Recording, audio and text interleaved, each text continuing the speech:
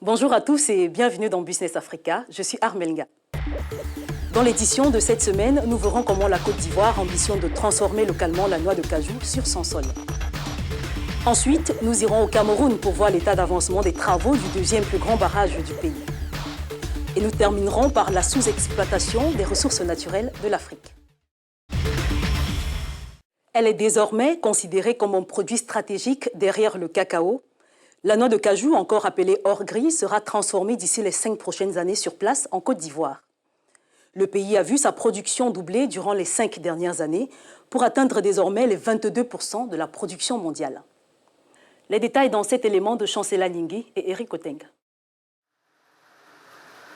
La Côte d'Ivoire tente d'inverser la tendance. Elle ambitionne de transformer son or gris, noix de cajou ou anacarde d'ici 5 ans. Ce pays d'Afrique de l'Ouest, premier producteur mondial, prévoit une transformation pour atteindre 50% de sa production et générer des emplois pour les jeunes.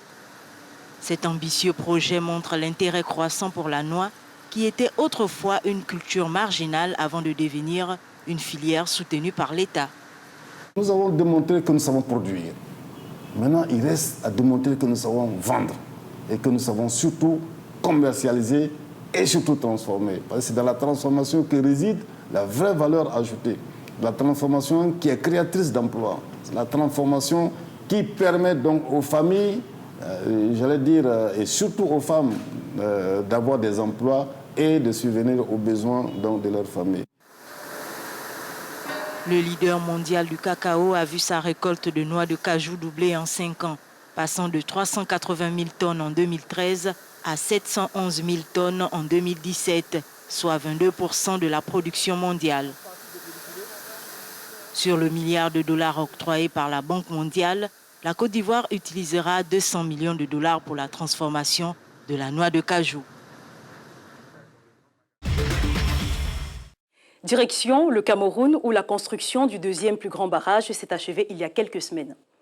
Avec sa capacité de 211 MW, le barrage de Meveleu dans le sud du pays, qui a coûté la somme de 243 milliards de francs CFA, soit plus de 430 millions de dollars américains, est le fruit de la coopération sino-camerounaise.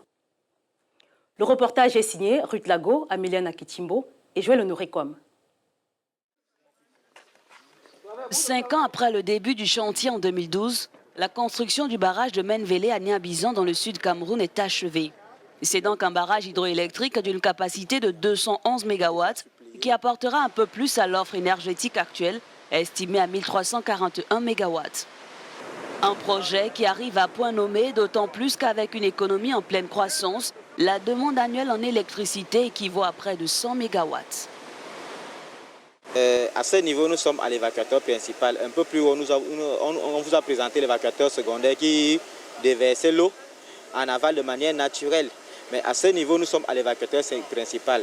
On évacue l'eau pourquoi? Parce qu'on fonctionne à un certain niveau de l'eau par rapport au niveau de la mer. Le fonctionnement normal demande que nous soyons à 391,5, 392 pour la sécurité aussi de la structure, des personnels et autres. Lorsqu'on déborde ce niveau, il faut évacuer l'eau en aval. La construction du barrage a coûté 243 milliards de francs CFA, en plus des voies d'accès au site et l'infrastructure d'évacuation de l'énergie qui ont coûté 140 milliards de francs CFA, financés à 15% par le Cameroun et à 85% par Exim Bank China. Les usagers devraient encore s'armer d'un peu de patience pour recevoir l'électricité issue de Menvele en fin d'année. La lumière part d'ici pour Ebolova, bon disons Yaoundé, mais compte tenu du fait que la ligne n'est pas encore finie de Ebolova jusqu'à Yaoundé, c'est la raison pour laquelle on ne peut produire de l'électricité. Sinon, les 4 turbines fonctionnent normalement, sans problème. Le temps de construire les pylônes de transport et les différents transformateurs entre le site du barrage et Yaoundé. Pour en parler, nous rejoignons par téléphone à Yaoundé au Cameroun Paul Gérard Onji-Essono, responsable de la communication du projet du barrage hydroélectrique de Meveleu. Bonjour Paul Gérard et bienvenue dans Business Africa. Bonjour, merci de me recevoir dans votre émission. Monsieur Onji, combien de kilowatts ce barrage va-t-il injecter dans le réseau de production d'électricité au Cameroun? Bien. Le barrage hydroélectrique de Menvele est construit sur le fleuve Ntem, qui fait la dorsale sud du Cameroun, sur à peu près 200 km. Dans les études de faisabilité de ce barrage, on a oscillé entre une production improductible annuelle et une puissance installée qui a été ramenée aujourd'hui de façon effective à 211 MW. C'est la puissance installée de ce barrage qui a 4 turbines Francis qui produisent chacune 52,75 MW. Donc, c'est le productif qui est censé être injecté dans le réseau interconnecté sud au Cameroun et par conséquent d'alimenter le réseau existant déjà. Quand on sait que de façon cumulée, l'hydroélectricité au Cameroun, on se situe à environ 850 MW et Menvele en apporte 211, donc on est dans 1000 et poussières de mégawatts. Gérard, dites-nous quel sera l'impact d'un tel barrage en termes d'apport énergétique sur l'économie nationale? En termes d'électricité, l'apport énergétique, on a estimé que par jour, ce barrage, quand il est en service, il produirait de l'ordre de 50 à 80 millions de francs CFA par jour. Alors, si on peut cumuler, c'est-à-dire l'entreprise chargée de gérer ce barrage aura justement de quoi faire vivre le personnel qui est employé là et leur famille avec un impact très prononcé même sur la zone d'emprise. En termes de bénéfices d'énergie, les populations riveraines vont d'abord bénéficier de façon gratuite de cette énergie sur une période que l'État va définir.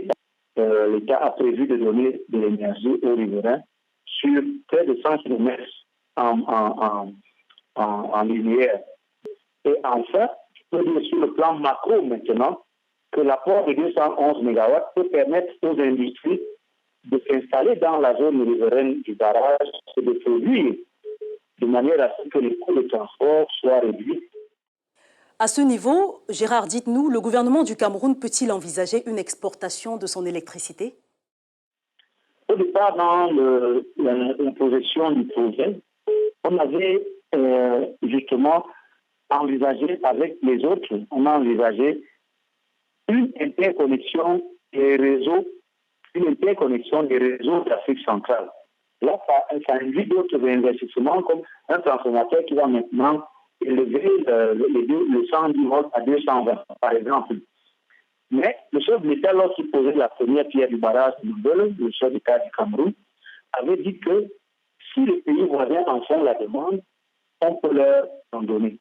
Donc, c'est une ouverture que la voie la plus autorisée du Cameroun a fait de cette manière-là. Il faudrait également savoir que pour pallier le problème d'accès à l'électricité en saison sèche, 2 autres barrages de réserve seront également mis en service. Merci à vous, Paul Girard Angier-Essono, d'avoir répondu à nos questions. C'est moi qui vous remercie et je reste à votre disposition pour d'autres sollicitations. Merci. Je rappelle que vous êtes le responsable de la communication du projet du barrage hydroélectrique de Menvele dans le sud de Cameroun et vous étiez en ligne depuis Yaoundé, la capitale politique. Nous marquons une courte pause, mais tout de suite après, nous nous intéresserons à la mauvaise gouvernance, qui est l'une des causes principales de la sous-exploitation des ressources naturelles en Afrique.